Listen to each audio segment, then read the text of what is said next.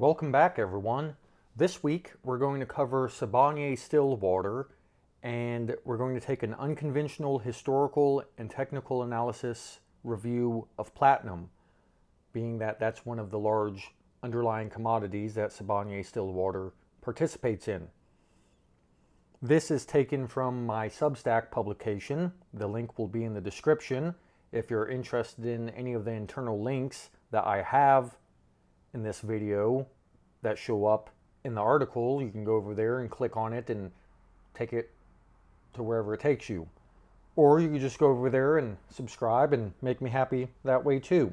So with that out of the way, let's get on to this. What got me looking in the SBSW, ticker symbol of Sibanye Stillwater, as we'll be referring to it from here on out. Two things got my attention in relation to SBSW. The recent convertible bond offering link and the recent Rick Rule interview link. There are tactical opportunities that I can't help but speculate on. I find it alluring to buy the dip on convertible bond note offerings. Most recently, I picked up some shares of EQX, Equinox Gold, when they issued a convertible note offering. I thought about keeping it as a longer-term position, but I sold it for a high single-digit percentage gain. It looked like an interesting long-term setup at a discounted entry price. EQX is at the orphan stage of development in the Lassonde curve due to their greenstone mine. Visual Capitalist explains what the Lassonde curve is for those who haven't heard of it. Here's an image from the link. On top of that, the underlying commodity that they participate in, gold, is knocking up against its all-time high. EQX was also range-bound and actually up year-to-date. But that was EQX, and we're here to talk about SBSW. I mention those features of EQX for a few reasons. They were orphaned period of mine life cycle, underlying commodity doing well, range-bound stock that was slightly up on the year. SBSW lacks many of those characteristics.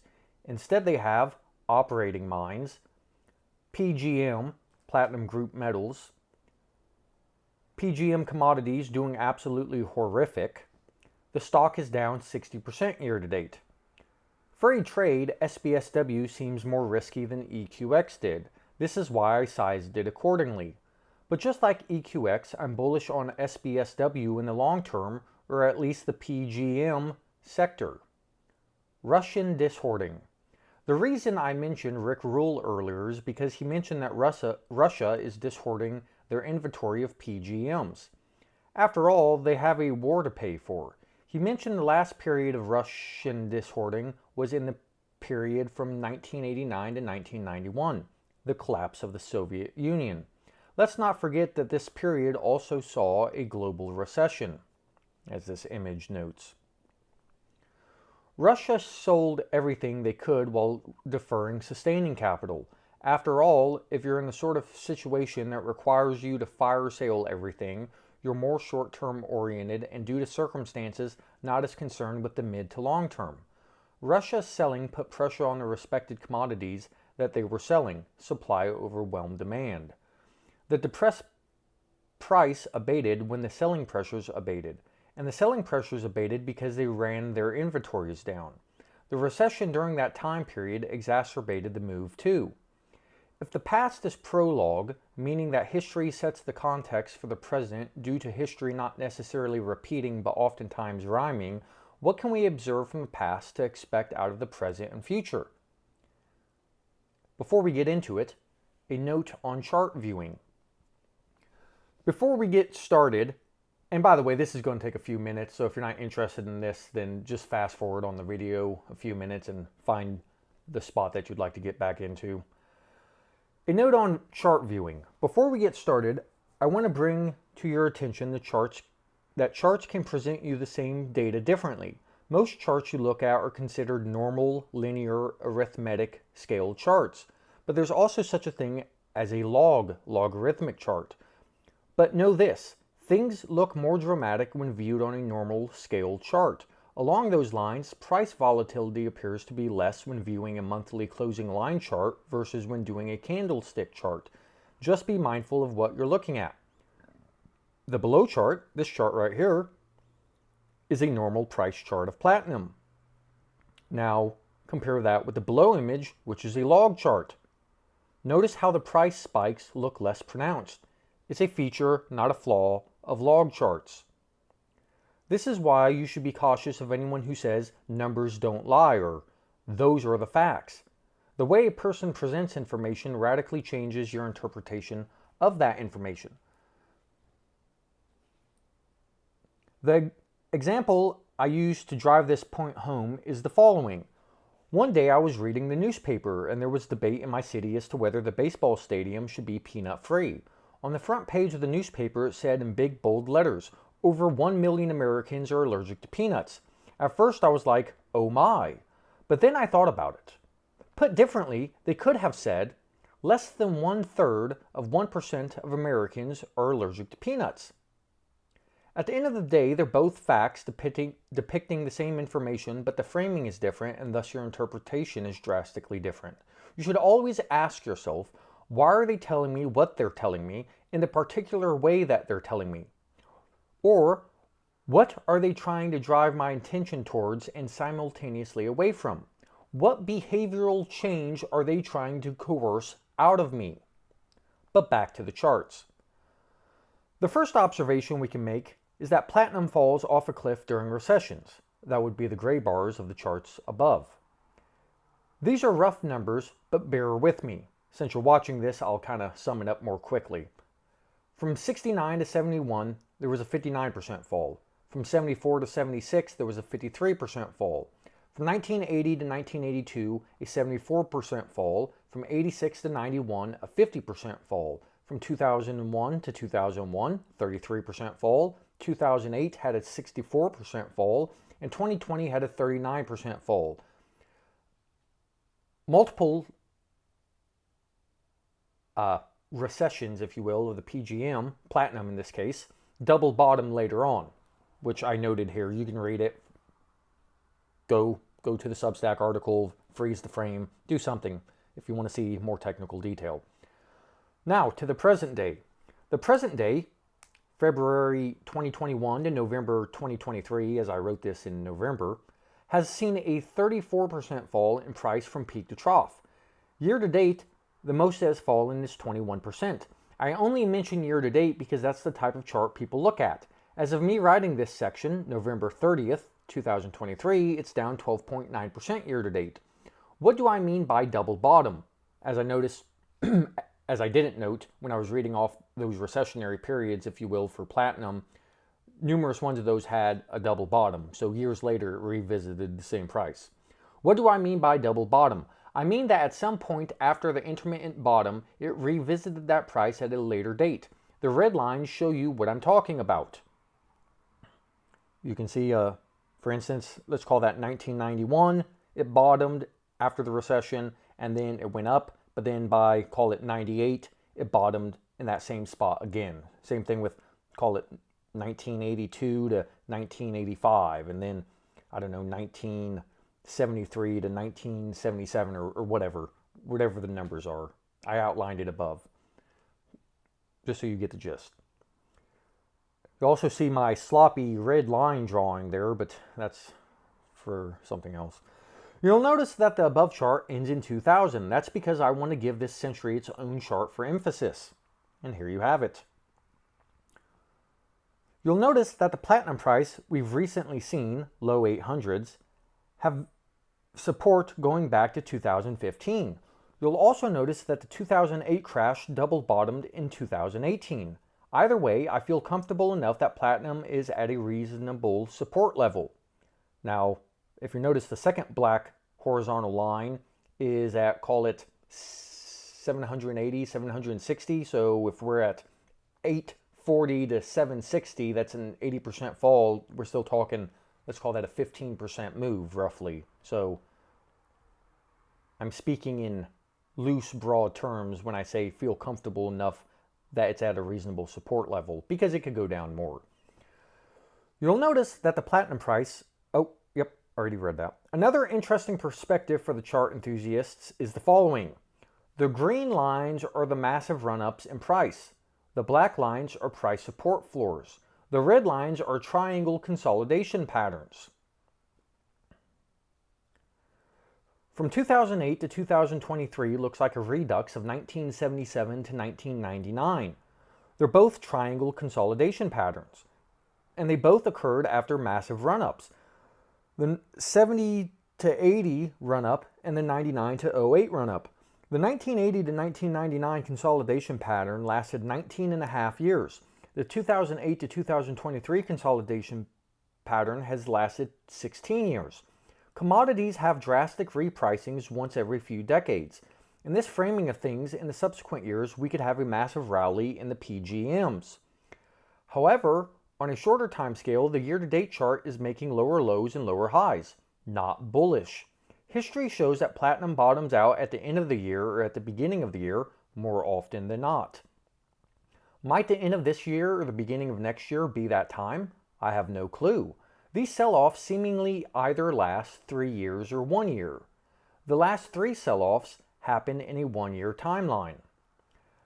I'm going to reference the last intermittent high that we experienced in 2021. It seems like a good anchoring point. If we do that, then that means we've now been selling off for nearly 2 years and are currently down 39% for platinum.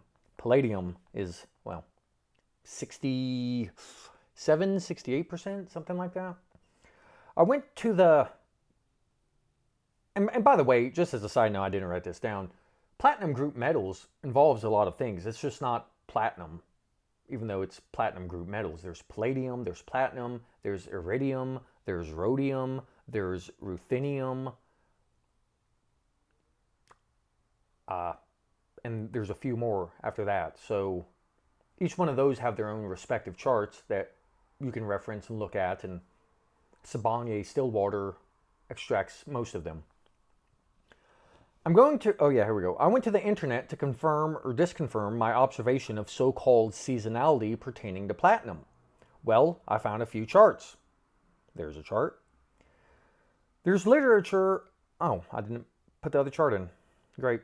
There's literature available on the internet if you're more interested in this topic, but it's beyond the scope of this article. What I think. The following is pure conjecture that I'm pulling out of my butt. But I'm actually quite confident about it. Time will tell if I'm right. The problem is that by time, I mean years to a decade. Juxtapose that with the fact that most people struggle to hold stocks for a quarter or two, and you have a mismatch between investing timeline and how reality manifests itself. Remember, markets aren't beholden to what you want. Why couldn't we sell off for 1 more year to make it a 3-year quote-unquote traditional sell-off? And why couldn't prices drop another 23% from the November 10th, 2023 low to hit the average historical sell-off of 53%? That would put platinum at $649. It would also make the rebound occur at the end of 2024 through the beginning of 2025. Last and first quarter of the year are historical turning points. This timeline works for me because we very well might have a recession by then. And as the charts show, platinum sells off in a recession. A recession could be the catalyst for a final thrust lower and exhaust all the sellers. The only thing I don't like about this pretty picture I've painted is that $649 would put us back to the price that everyone panicked over the world ending in 2020. But that would fit the double bottom narrative too. I guess you could say I'm short-term cautious bearish and long-term optimistic bullish. But you also have to stay solvent in order to experience the bull impulse move. And this is a commodity analysis I'm giving you, not an SBSW analysis.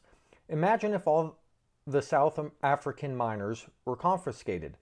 If that, called being nationalized, if that happened, I might very well be buying palladium on a 20% update, but SBSW would take a tremendous loss. Then you'd have to ask yourself if their non-South African miners would compensate them for their loss, knowing that the PGMs would be at a much higher price. Or would SBSW even be the way to play it? Might PPLT or PALL, ticker symbols of platinum and palladium stocks, be the wiser move.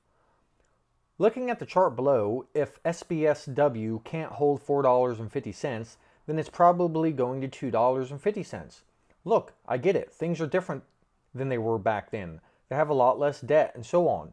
You do you. This isn't investment advice. I'm here to get you to think. Maybe I have convinced you to buy a tranche here and wait out for another tranche at $2.50. Or maybe I've said so many ludicrous things that I'm acting as a contrarian indicator for you to load up the boat. I must say that starting this article off, that I was bearish both SBSW and the PGMs. But now I'm bullish PGMs in the long run and neutral but skewed slightly bearish towards SBSW. This, my friends, is how you gain the courage of your conviction, by putting in the work. You'll need that conviction if SBSW drops down to $2.50, because that's a 44% drop from here. You'll need that conviction even more if your cost basis is higher than today's trading price. Would it be a bad idea to sell puts? I don't know. I'm not an investment advisor, just a thought generator. I've realized while writing this that if I'm not careful, this is going to be a 15,000 word article just because there's so much to cover from the macro to the micro. Therefore, I'll end it here.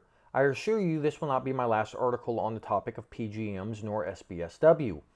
The topic of SBSW is a timely issue with its recent sell-off. If I hold off publishing this article until I make it this 15,000 word article that it deserves to be, it might not be the most useful to you, either to buy the dip or avoid catching a falling knife. I know I mostly focus on platinum in this piece and barely paid any mind to SBSW, but that's the consequence of this portion initially being a mere introduction into the topic of PGMs and SBSW. Before I sign off, keep in mind that this whole Russian PGM story is ever moving. I haven't even mentioned South Africa or Zimbabwe, but the PGM market can be news sensitive. Although I've only talked about platinum in this article, palladium is just as much of a focus point. You can think of palladium as platinum's more volatile cousin. For instance, this is from November 10th, 2023. Britain on Wednesday announced sanctions on Krasvetmet JSC, which is the main refinery used by top palladium producer MMC Norilsk Nickel PJSC. If Western companies seek to avoid products processed at the refinery in response to the sanctions, Norilsk, which accounts for about 40% of global output, may struggle to find a more palatable alternative. That was the headline, or that was the article in part. Since then, palladium and platinum have bounced roughly 10%. Just don't get too excited about any one headline. You might ask, how are they still sanctioning companies? It's been almost 2 years. Shouldn't they be done sanctioning companies? My answer is, it takes time to establish new supply chains. Remember, sanctions are only imposed when the sanctioner can afford to do so. It might make you question the virtue of it all. Why? Because it means that the UK has knowingly been funding the Russian army for the past 2 years. After all, isn't that why they're sanctioning Russian companies? Because they're turning around and funding the Russian army? But remember, people are generally only virtuous when they can afford to be, thus needing to establish new supply chains first. Let's not forget, much of what you read is a preference towards platitude over substance. Russian cats are now banned from international competition.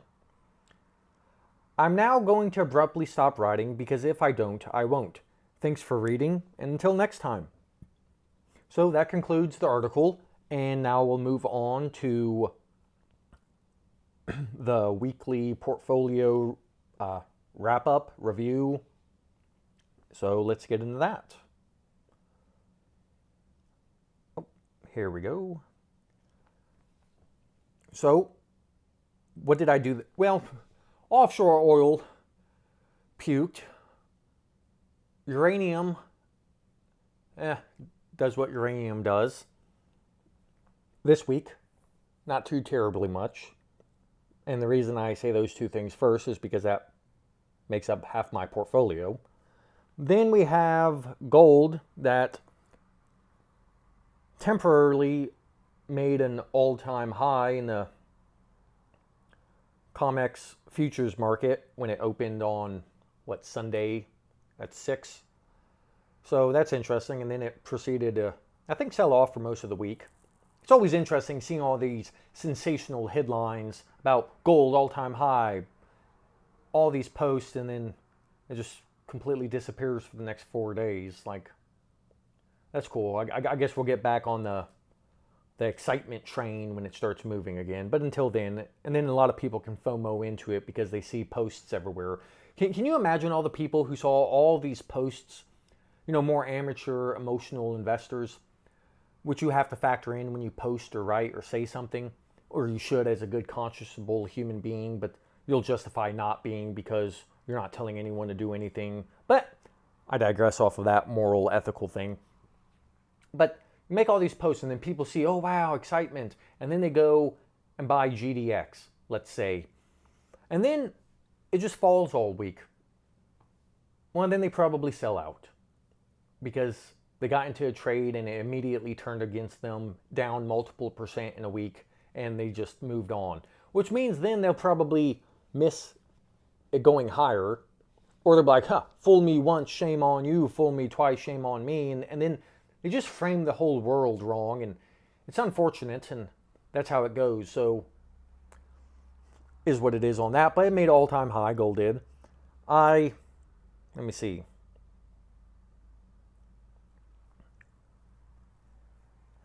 Oh, so SurgePay, I own SurgePay, I sold SurgePay. For any other reason, I think I made like 25%. I was up 40%. Probably shouldn't sell things after a 11% single down day followed by like a 3 or 4% down day. My point is, I sold it, and the reason I sold it is because I'm not following up on it. I've yet to read the latest conference call, and if I'm not going to follow up on something and stay up to date, I've had a month. If I'm not going to do it, then I might as well just get rid of the position, because how can I stay in tune with what's going on? And you could say, well, just read the conference call. Well, I've told myself to read the conference call a few times and have yet to fail, or I have failed to yet read the conference call. So bye. Like, if I'm not going to follow up on it, and it's not like it's hitting my Twitter feed all the time or ever, so it's not like I could stay up with it adjacently by seeing what other people are saying about it, which you could say I definitely can do to some extent with offshore oil or uranium. Everybody's, especially uranium. I can't get away from uranium in my Twitter feed. And only gold, when it makes an all-time high or starts bumping up against all-time highs. Everybody talks about gold, it retraces, people stop talking about gold. And anyway, so I can't even tangentially catch up on what's going on with SurgePay. So if I'm not willing to make the effort to read the conference call, then I need to get out. And interestingly enough, when I bought Town Square Media, TSQ ticker symbol, I still own that. For whatever the reason, I follow up with that more than SurgePay, which is interesting, and I'm not sure why, but I have, so I keep Town Square. So you have my Sibanye Stillwater, which I added last week, I believe, up almost 6% on that. I think I discussed that last week. Oh, so SurgePay. I sold SurgePay, and then with the proceeds, 80% of the proceeds roughly, I bought ATI, which is specialty alloy producer, titanium producer, part of a much larger play on aerospace and defense and aeronauticals and airplanes. I have an article I'm putting together on that, a video I'm putting together on that, and whether I publish that or not is a different story, but I imagine I will. But I suspect it's going to get very little viewership, which I guess hasn't really bothered me in the past, but it would be nice to have more subscribers to the channel, but is what it is on that note, which is one reason why I posted this Sibanye Stillwater. But I actually, I guess ATI is an addition that happened later than Sibanye Stillwater. So if we were following chronological order, it would make sense for me to post one about Sibanye Stillwater before ATI. So, but ultimately I posted the Sibanye Stillwater one first because it's shorter in words as well as more time pressing, even though from the drop it had from the convertible note offering, it's up. I think it's up 13% off the bottom and roughly 7% down from where it initially dropped the big move. Anglo America, they said, which is another PGM producer, gold miner and such, and they're down. I think Friday they closed down 18, 19%, talking about cutting gold production. You know, Sibanye Stillwater's not shuttering mines, but they're cutting back workforce and expansions, and then you have the First Quantum thing. It's funny because the whole electrical. Why might one be bullish commodities if they believe in electrification, which is an article I haven't even started on? But you could say, well, because nobody seemingly wants mines, and like Tech's building some TECK ticker symbol. Tech has, I read about it recently, in which they have some mine like 4,000 meters above sea level, and they had to build a desalination plant to get water from the ocean to then pipe it up 4,000 meters across. I think it's like 126 kilometers to operate their plants and stuff, and then they have to pipe it back down to clean it and this and that. Like the infrastructure, the money, the time, the effort having to go into projects because not all, but much of the easy deposits have been mined and or are being mined. So it increases the difficulty, the ounces in the ground, the concentration of what you're mining for versus the rest of the crap you don't care for. Just the burden of it all is increasing it, which is just raising the cost of the commodities in and of themselves, coupled with this alleged demand through the electrification and such. And then, I mean, on and on it goes. And it's quite a bullish story building up. And, you know, who knows? And then I think EVs, the biggest car rental place in Europe, I can't remember their name, they recently got rid of the Teslas because of the upkeep and stuff. And then the part of car rental companies' game is selling the cars once they get past their useful life, so to speak. But with Tesla trying to hit quarterly numbers all the time and marking down prices on their cars, that causes the aftermarket for Tesla cars to be even worse. So they just said, screw it, we're not dealing with the Teslas, and they got rid of the Teslas. And then you have charging infrastructure, all the copper and wiring that would require, but I think it's going to happen slower than it will. But anyway, back to the ATI, titanium, airplanes, Boeing, and Airbus, due to issues arising in 2020, because I still don't know if YouTube censors the word. And issues arising there diminished demand for a few years that then is now causing year-over-year backlog increases and this and that. And yet again, it's a whole article, so I won't go too much into that. And I'm also all over the place in this conversation, so it's not really helping to put together a good thought and idea.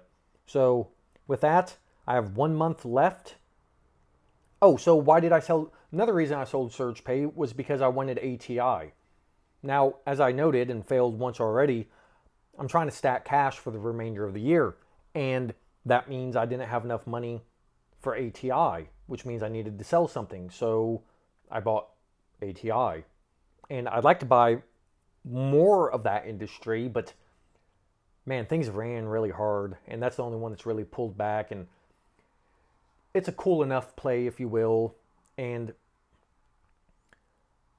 so I had to sell something in order to buy ATI. So at the end of November, the S&P was up, call it roughly 20% and I was up roughly 25%, which means that I'm not, what is it? I'm not safely ahead far enough with enough margin of safety to not underperform the S&P. So this last month is quite the nail biter. Just try not to make any unforced errors and see how things end up by year end.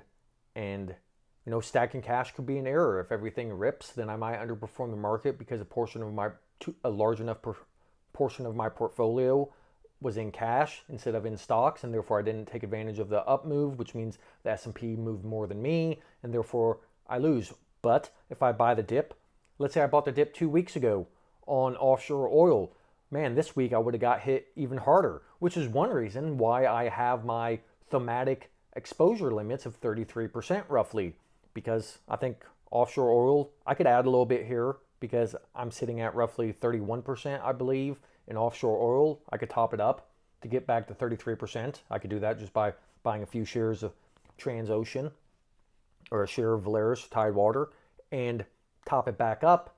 But number one, the charts look absolute garbage as of a few weeks ago. And one of those interim rolling top formations, just the chart looked like crap. And so that's why I held off. Plus I was at that time sitting at 33 or 34% because it got up to one point at 40% of my portfolio.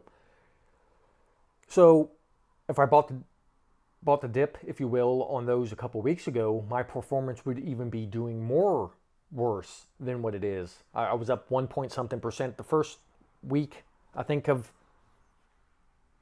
December, and then the second week, which is really the first full week, so I guess you could say Friday's close, December 1st, Friday, was a good day.